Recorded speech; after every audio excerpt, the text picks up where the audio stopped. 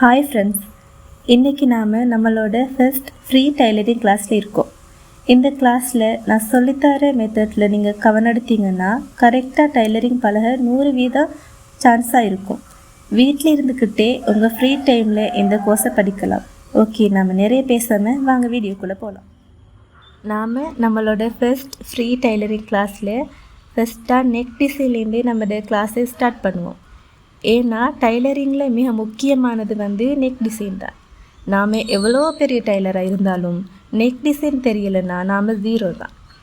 உங்களுக்கு இந்த கோர்ஸில் 6 விதமான நெக் டிசைன் நான் சொல்லித்தரப்போகிறேன்.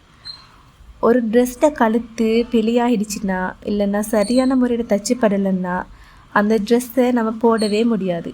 ஸோ எந்த ட்ரெஸ் என்றாலும் அதில் மெயினாக கழுத்து தான் முக்கியமாக காணப்படுது. நாம் பிகினர்ஸாக இருந்தாலும் சரி, இதில் நிறைய பேர் டைலரிங் தெரிஞ்சவங்க கூட வீடியோ பார்ப்பீங்க. டைலரிங் தெரிஞ்சவங்களோ தெரியாதவங்களோ நீங்கள் எல்லோருமே நிறைய கழுத்து டிசைன் தெரிஞ்சுக்கணும். நான் முதல்ல சொன்னது போல் உங்களுக்கு நாங்கள் இந்த ஃப்ரீ டைலரிங் கோர்ஸில் 6 விதமான நெக் டிசைன் சொல்லித்தருவோம். தொடர்ச்சியாக வர 6 கிளாஸ்லேயும் உங்களுக்கு ஒவ்வொரு நாளும் ஒவ்வொரு கழுத்து டிசைன் சொல்லித்தருவோம். ஸோ நீங்கள் இந்த 6 கிளாஸ்லேயும் ஒரு கழுத்தை எப்படி வரையணும், அதை எப்படி கட் பண்ணணும், அதை எப்படி லாஸ்ட் வரை தச்சு முடிக்கணுங்கிறத இந்த 6 கிளாஸ்லேயுமே பார்ப்பீங்க. நான் இந்த பேசிக் டைலரிங் கிளாஸில் வெறும் 6 விதமான கழுத்து டிசைன் தான் சொல்லித்தர போகிறேன். ஆனால் இது மட்டும் இல்லாமல் இன்னும் நிறையவே வகையான கழுத்து டிசைன் இருக்குது.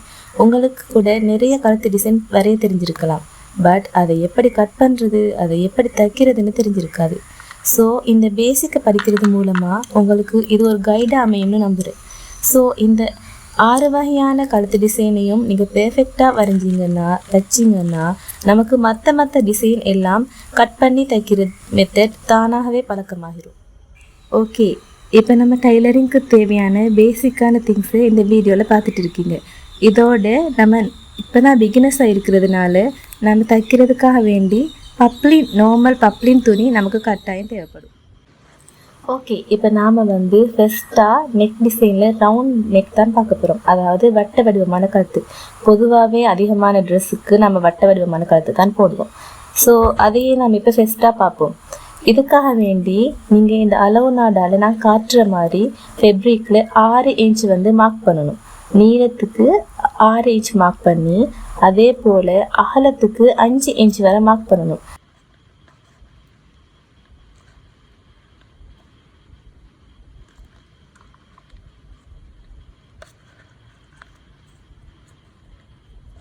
இதுக்காக வேண்டி நீங்கள் இந்த அளவு நாடால் நான் காட்டுற மாதிரி ஃபெப்ரிக்கில் 6 இன்ச் மார்க் பண்ணணும்.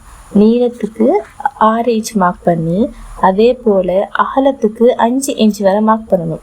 நான் இந்த நாடால் காட்டுறேன்னு உங்களுக்கு புரியும்னு நினைக்கிறேன். நீளம் 6 இன்ச் இருக்கணும், அகலம் 5 இன்ச் இருக்கணும். இது பேசிக்காக பழகிறதுங்கிறதுக்கான அளவு. இதை ஃபஸ்ட் பழகினதுக்கப்புறம் நம்மளோட நெக் அளவை வச்சு தைக்க ஈஸியாக இருக்கும். இப்போ நாம் அகலம் 5 இன்ச்சும் நீளம் 6 இன்ச்சும் வரைஞ்சிட்டோம்.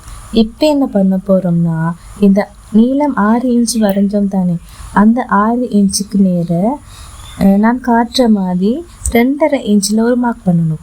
அதே போல் 5 இன்ச்சு வரைஞ்சோம், அதுக்கு நேரம் 2 இன்ச்சில் மார்க் பண்ணி அந்த ஷேப்புக்கு நாம் ஃபஸ்ட்டாக ஒரு பாக்ஸ் ஒன்று வரையணும். அந்த பாக்ஸ் வரைஞ்சி தான் நாம் நெக்குக்கான வட்ட வடிவமான கழுத்தை வரையணும். இல்லைன்னு சொன்னால், நம்ம பாக்ஸ் வரையலன்னு சொன்னால் நமக்கு கழுத்து கட் பண்ணுறப்போ கழுத்து பெருசாகவோ லோங்காக வரத்துக்கோ வாய்ப்பு அதிகமாக இருக்கும். ஸோ நாம் இந்த பாக்ஸை வரைஞ்சிட்டோம்னு சொன்னால் நமக்கு கழுத்தில் எந்த சிக்கலும் வராது. ஸோ நாம் இந்த வீடியோவில் ரவுண்ட் நெக்கை எப்படி வரைகிறது, அதுக்கான பேசிக் அளவை எப்படி எடுக்கிறது, அதை எப்படி மார்க் பண்ணுறது வரை பார்த்துருக்கோம். ஸோ நம்மளோட நெக்ஸ்ட் கிளாஸில் ஃபெப்ரிக் கொண்டுல அளவு எடுத்து அதை வரைஞ்சி அதை கட் பண்ணுற வீடியோவை ஃபுல்லாக பார்ப்போம்.